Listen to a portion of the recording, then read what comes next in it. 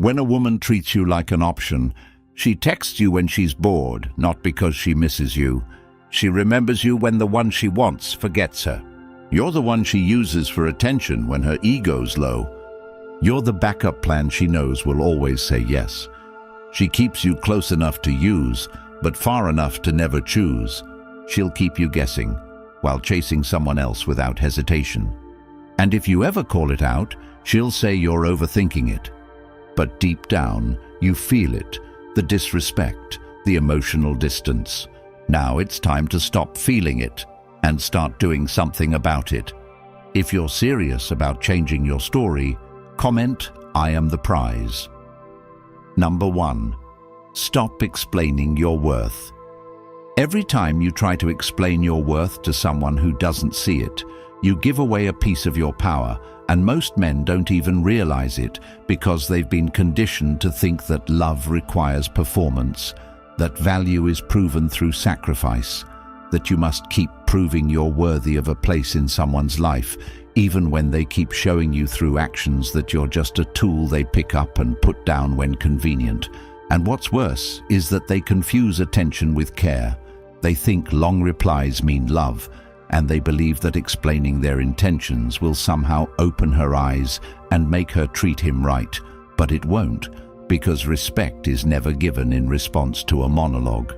It's given in response to presence, and if you have to constantly tell someone why you matter, you're trying to sell your value to someone who already walked past the shelf, and while you're typing out essays about how you feel, she's texting another option who didn't explain, he just was. And that's what you need to understand. You are not a speech, you are not a pitch, you are not something that needs to be packaged and presented for approval. And the minute you stop trying to be understood and start focusing on becoming undeniable, you will feel a shift so strong it becomes a lifestyle, not a moment. And you'll notice how people treat you differently, not because they suddenly changed, but because you finally respected yourself enough to stop begging for what should have been offered freely. And if someone only responds when you pressure them emotionally, they never truly saw you. They only feared losing your attention, which isn't the same as valuing your presence. And once you internalize that, once you live with the principle that real presence doesn't chase validation, everything changes because you stop trying to earn loyalty from someone who isn't even capable of consistency. You stop writing long messages explaining why you're upset. You stop venting your soul to someone who replies with one-word responses. You stop checking if they viewed your story because you realize you're the story and their presence is the chapter you no longer need.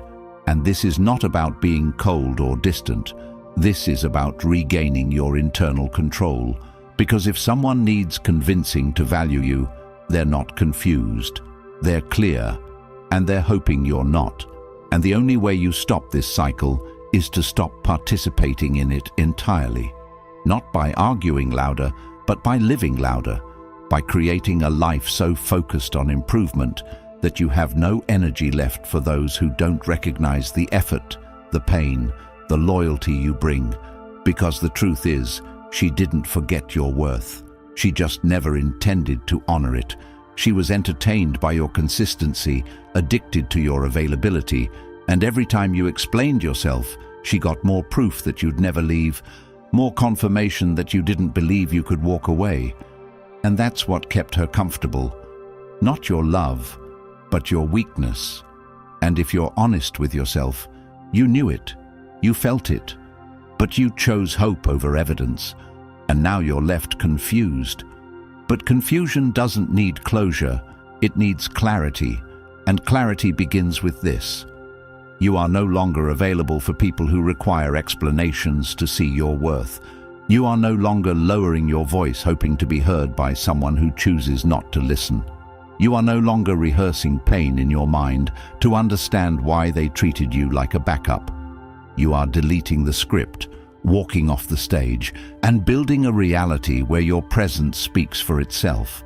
Not in arrogance, but in quiet certainty. The kind that doesn't demand attention but commands it. The kind that doesn't need to shout because the results do the talking. the kind that isn't trying to win her over because there's nothing left to win. And the moment you fully stop explaining, she'll feel it, not because you said anything, but because the silence became too loud to ignore. And by the time she wonders what happened to the man who used to pour out his soul, you've already become the man who no longer needs to, not because you've changed who you are, but because you finally remembered what you've always been: enough, valuable, worthy, without needing permission or approval. And now it's her turn to explain what she lost, but you won't be listening anymore. And if you're ready to stop explaining and start evolving, the Stoic relationship blueprint was written for you. A deep, timeless guide packed with the principles you were never taught, but always needed. It's more than a book. It's a mindset reset, a path to clarity, power, and emotional control. And now it's available as an audiobook too, so you can start transforming your life while walking, running, even driving. No distractions, no more delays. You'll own it forever, with lifetime access to the knowledge that makes you untouchable to the games you once fell for. The link is in the comments. Number 2, set boundaries and stick to them. Most people say they have boundaries, but what they really have are suggestions, temporary limits they abandon the moment someone attractive disrespects them. And that's the reason so many are treated like options, because their boundaries don't exist when it counts the most. And what's worse is that the moment someone shows interest, they lower the bar just to feel wanted, and they confuse being wanted with being valued. But the truth is, the more you bend your boundaries to accommodate someone else's chaos, the more you lose your identity, and you begin to tolerate behaviors you swore you'd never accept, like being talked down to, ghosted, disrespected in public, made to wait hours for a response, treated like a spare part instead of a priority. And you keep saying to yourself, just this once, thinking they'll see your patience as strength, but all they see is that you don't take yourself seriously. And the moment they sense you won't enforce your limits, they start testing you like a game they know they can keep playing without consequence. And that's not because they're evil, it's because you gave them permission to try. And every time they disrespect you and you stay, you reinforce the idea that their behavior is acceptable. And this is where most people get it wrong. They think setting boundaries means being angry, shouting, demanding change. But boundaries are not about raising your voice. They're about raising your standards and sticking to them without warning. Because a boundary you have to beg someone to respect is a fantasy, not a standard. And here's the truth. If they cross the line once and you allow it, they'll cross it again. But this time they won't apologize, because you already taught them that apologies are optional and presence is guaranteed. And the deeper truth is that you're afraid of enforcing your boundaries not because you're weak, but because you fear the outcome of losing them. You think that if you stand firm, they'll walk away. And yes, they might, but what's worse than someone leaving after you draw the line is someone staying and dragging you further into disrespect every day, while you tell yourself it's getting better. And if you're being honest, you've seen the signs. You've felt the dismissiveness, the eye rolls, the coldness in their tone, the way they flirt with others in front of you, the way they act single when you're not around, the way they treat your affection like a nuisance instead of a gift. And still you hold on, not because it's love, but because you're scared to start over, and because a part of you believes this is the best it gets. And that's the part that must die for the real you to live.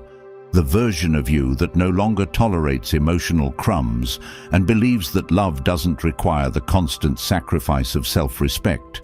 And to become that version, you have to stick to your boundaries like they are laws, not preferences. And that means when someone disrespects your time, you remove your time. When someone mocks your needs, you remove your presence. When someone gives you half effort, you don't ask for more. You give less access, not because you're playing games, but because the value of your energy is not up for debate.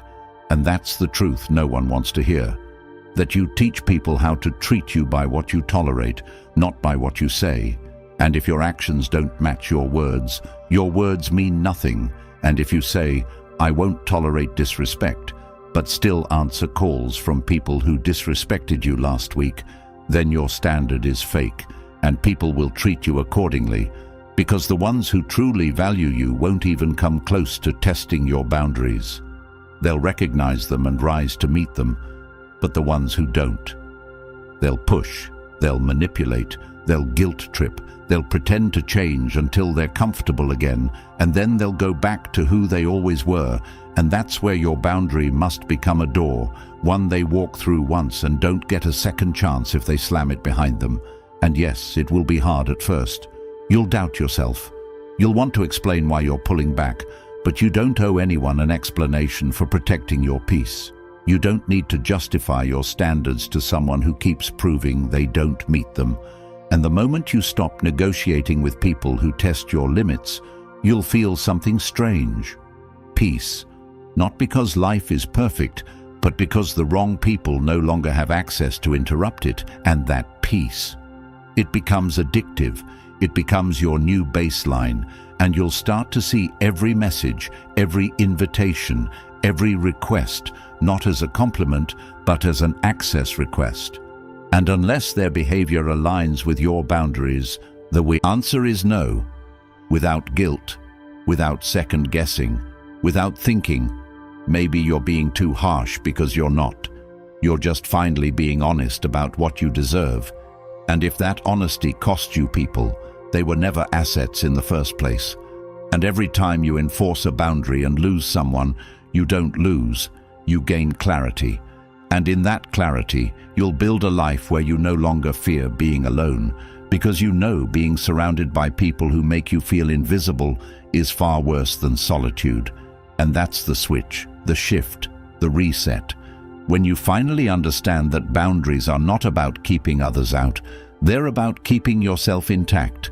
And the moment you honor them without hesitation, you stop being an option and start becoming a standard. Number 3. Focus on your goals. Every second you spend thinking about someone who's treating you like a backup is a second you steal from the life you could have built. And what most people don't realize is that distraction is the most dangerous poison, not because it kills you instantly, but because it slowly erodes the drive inside you. It turns your mind into a screen where her name keeps playing on loop, and you start checking your phone instead of checking your progress. And what makes it worse is you don't even notice it happening. You think it's just a phase, a rough week, a temporary heartbreak. But it's not temporary if it becomes your default. And when your focus shifts from your mission to her attention, you've already lost, not because she took your power, but because you gave it away voluntarily. And this is where the truth hits hardest. She doesn't care if you're distracted. She doesn't care if your dreams fall apart while you wait for her to reply, because to her, your silence means nothing if she's still entertained elsewhere. And the only way you rise from this trap is by cutting off everything that keeps you in the loop of waiting, wondering, hoping, and instead build a system around your time, energy, and mind that leaves no space for emotional parasites. And yes, that means being ruthless with your priorities, because if your goals don't become your obsession, your pain will, and you know this already. You've felt it, the way your productivity crashes when she ignores you, the way your sleep breaks when you imagine her with someone else, the way you say you're fine but can't even focus for 10 minutes without drifting back into old conversations in your mind. And if that's where you are, the solution isn't more motivation, it's structure, discipline, design, and focus. And it starts with this. Set a deadline. Pick one target that would change your life if you hit it, whether it's money, health, skills, or freedom, and go all in, not halfway, not when you feel like it, not when she's acting right, but now, even in the pain, even in the heartbreak. Because the truth is, your goals don't care if you're hurting, they only respond to action, and the longer you let distraction hold you back, the harder it becomes to remember who you used to be before she became your center, and that version of you. He didn't wake up checking messages, He didn't delay work because of emotion. He was focused, locked in, silent, building. And it's time you return to him, not by forcing it, but by designing your life so powerfully that you don't have time to sink into overthinking. And that means waking up early, training hard, eliminating digital noise, feeding your mind with direction, and being so locked into your journey that even when she tries to crawl back into your mind, you don't even notice because your reality has outgrown your past. And this isn't about being heartless. It's about being aligned with your future. And once you experience that alignment, once your days are filled with progress and momentum, you'll start seeing everything differently. The games, the tests, the manipulation. And they won't affect you, not because you're numb, but because you've elevated. And elevation changes perspective. So stop asking if she sees your worth, and start becoming the person whose success makes that question irrelevant. And yes, there will be moments where you'll feel like reaching out, like checking her page, like replying to that message. But in those moments, remind yourself what's at stake. Not just pride, but potential. Because every time you chase temporary comfort, you sacrifice long-term power. And one of the most painful truths is this: the people who distracted you during your